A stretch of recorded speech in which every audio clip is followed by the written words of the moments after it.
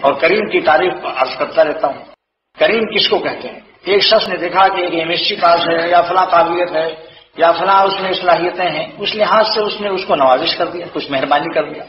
ایک آدمی ایسا ہے کہ جو اپنا سودا لیے بیٹھا ہے، وہ گھٹیا خراب عیبدار ہے، اس کو کوئی خریدتا نہیں، اس کو کوئی نہیں خریدتا.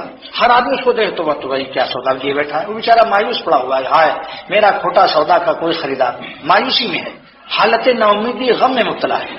تو علامہ سید محمود بغدادی تفسیر روح المعانی میں فرماتے ہیں کہ ایک کریم جاتا ہے مارکیٹ میں اور دیکھتا ہے کہ یہ بیچارہ اس کا کوئی سودا نہیں خریدتا کیونکہ اس کا سودا عیبدار اور گھٹیا اور کھوٹا ہے.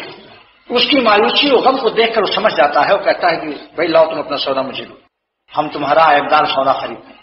تو فرمایا کہ یہ کریم کی شان تعریف یہ ہے کہ جو نالائق اور نااہل پر بھی فضل کر دے. تو اللہ بھی کریم ہے، ان کا نبی بھی کریم ہے، اور نااہلوں پر بھی فضل فرماتے ہیں بشرطے کہ کوئی ان سے مانگے تو صحیح. اگر بھیک کا پیالہ بھی نہ لے جائے، کوئی اتنا استغنا دکھائے تو پھر اس کا کیا حال ہو؟ پیالہ بھی لے جاؤ، ٹوٹا پھوٹا بھی لے جاؤ، جیسا بھی ہو لے جاؤ. دنیاوی لوگ تو ایسے ہیں کہ اگر سوراخ ہے اس میں تو وہ کہتے ہیں صاحب میں پیالہ میں کیسے دوں، ابھی تو کہتے ہیں ہم اس میں جو چیز دیں گے وہ گر جائے گی.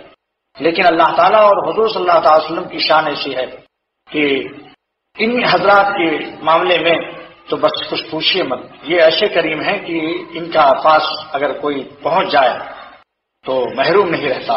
وہ پیالہ بھی اگر ٹوٹا پھوٹا ہے تو پیالہ بدلنا بھی جانتے ہیں، چھوٹا منہ ہے تو بڑا منہ بنانا بھی جانتے ہیں. بعض لوگ کہتے ہیں صاحب چھوٹا منہ بڑی بات ہم کیسے مانگیں، یہ تو اولیاء اللہ کے مانگنے کی چیز ہے. میں یہ کہتا ہوں یہ چھوٹا منہ بڑی بات تو وہاں چلتی ہے جو منہ کا بنانے والا اور منہ کا بنانا ہی نہ جانتا ہو. جس نے ہمارا چھوٹا منہ بنایا ہے وہ بڑا منہ بھی بنا سکتا ہے. آپ امید لے کر تو جائیے. ایک غریب سے ایک بزرگ نے کہا کہ ایک غریب آدمی سے ہاتھیوان نے دوستی کی.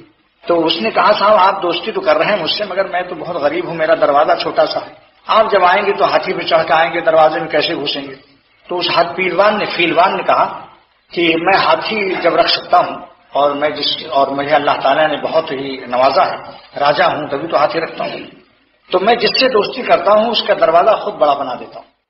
میں جس سے دوستی کرتا ہوں اس کا دروازہ اگر چھوٹا ہوتا ہے کیونکہ بھائی ہم تو ہاتھی پر چلیں گے، ہم چھوٹے نہیں بن سکتے جب اللہ نے ہم کو بڑا بنایا ہے. تو اللہ تعالیٰ تو بڑے ہیں، وہ چھوٹے بن ہی نہیں سکتے، چھوٹا بننا ان کی شان کے خلاف ہے. لہٰذا ہم نااہلوں کو چھوٹوں کو جس دل میں وہ آنا پسند کرتے ہیں، جس کے دل کو اپنے لیے انتخاب فرماتے ہیں، اس کے دل ہی کو بڑا بنا دیتے ہیں.